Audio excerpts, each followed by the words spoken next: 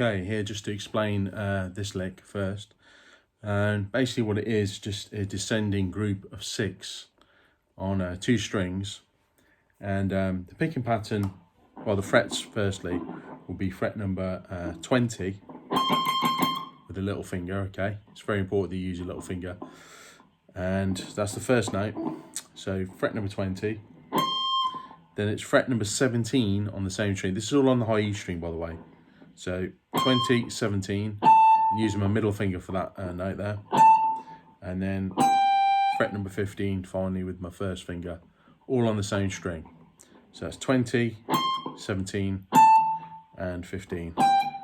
Incidentally, it's exactly the same for the next string.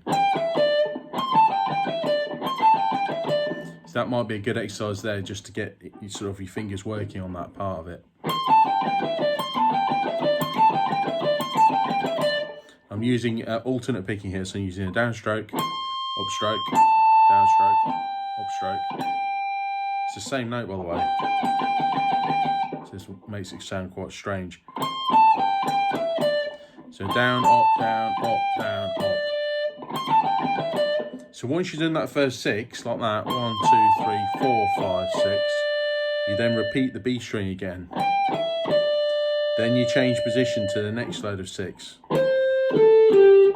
which in this case is 17, 14, 12 on the G string, and the same on the D string, 17, 14, 12.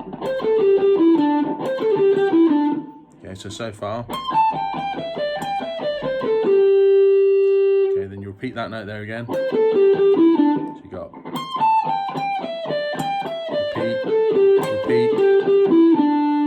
repeat that again.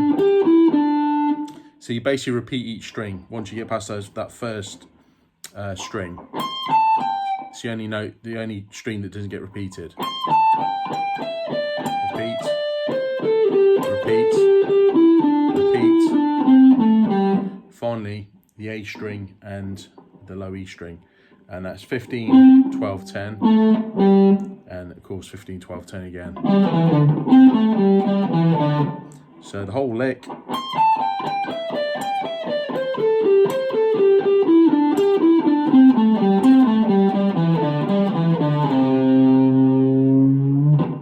And then I slide my first finger from fret number 10 to fret number 8, and then I do a slight bend of that string, of the low E string. Kind of bend it sort of half a step really. And then just stop it dead. I don't really bring it back to pitch again. Like that. So let me do that again for you slowly. Sorry, slowly, I meant to say. Repeat. Repeat. Repeat. Repeat. Repeat. A bit faster.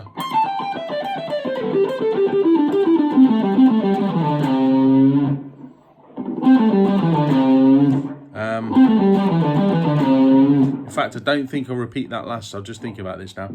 I don't think I'll repeat that last string actually. I think it just goes straight down into that fret number 8. So yeah, let me do that again.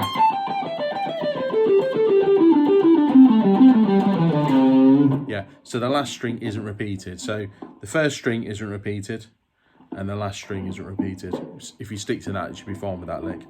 Let me try and do it at a bit of a faster pace. And again. Something like that. So that's lick number 1. Lick number 2 is groups of 7. They're using exactly the same shapes on the strings, but we start from the low string now and then work over to the high string. And the basic principle of this is to play a group of 7, basically go up and down the same string once.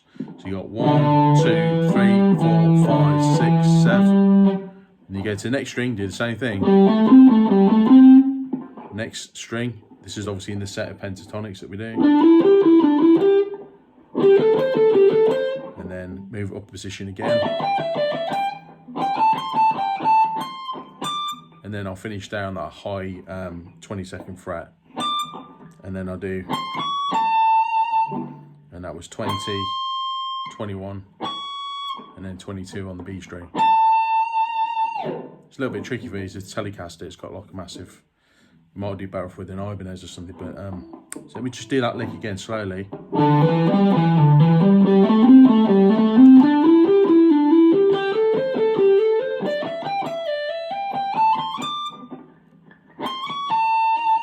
Now it's up to you how you want to pick it. I prefer sometimes to pick, pick, pick,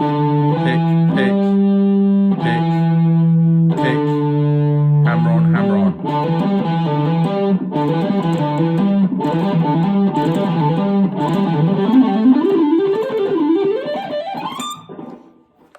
For some reason I find that easier sometimes because it also makes the transitions between the strings, at least I think anyway, smoother between the position shifts. Because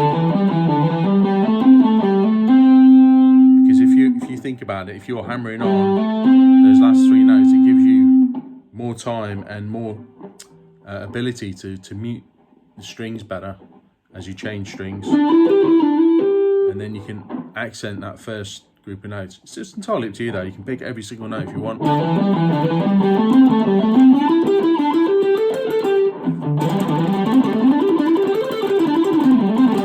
It's entirely up to you how you want to do it. I'm just doing it as I played it on the clip on TikTok.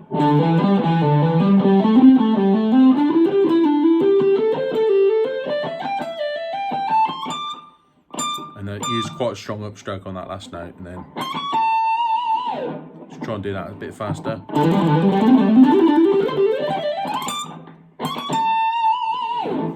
Okay, something like that.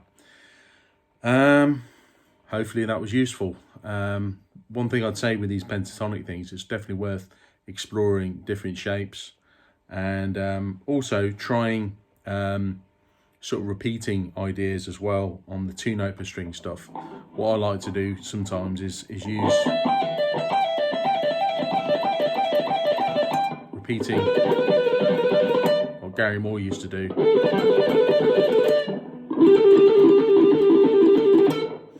But what I like to do is use like a miniature sweep pick on those, where you go downstroke, downstroke, upstroke, and downstroke. And you can also do a pull off as well to create a 16th note feel.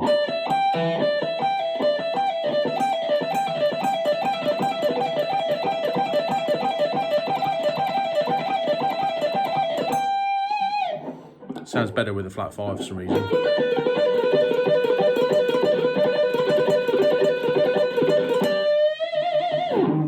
Millions of things you do with pentatonics, of course. That's probably a bit of a tired lick now, to be honest, but still sounds quite fun. But definitely with the stretchy stuff.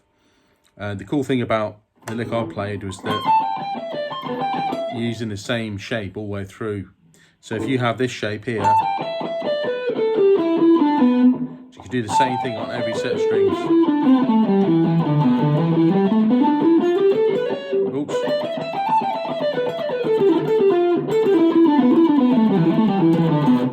The only thing is just making sure that when you change strings, that you pay attention to where your fingers are going. Obviously, I wasn't doing that then, was I? So this isn't E minor. It's the same thing. You're using a very stretchy shape, but you're going 17, 15, 12. Same again on the B string. You're doing that same shape again, but 14, 12, 9. So. And then you're going 12, 10, 7. So the whole thing.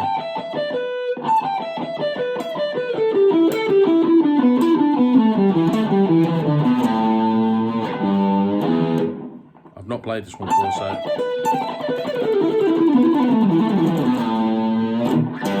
you get the idea. So, you know, just feel free to move that around. Any pentatonic shape, obviously the only proviso is that you've got to stay within the boundaries of the pentatonic scale. You could use the flat 5, I suppose, as well.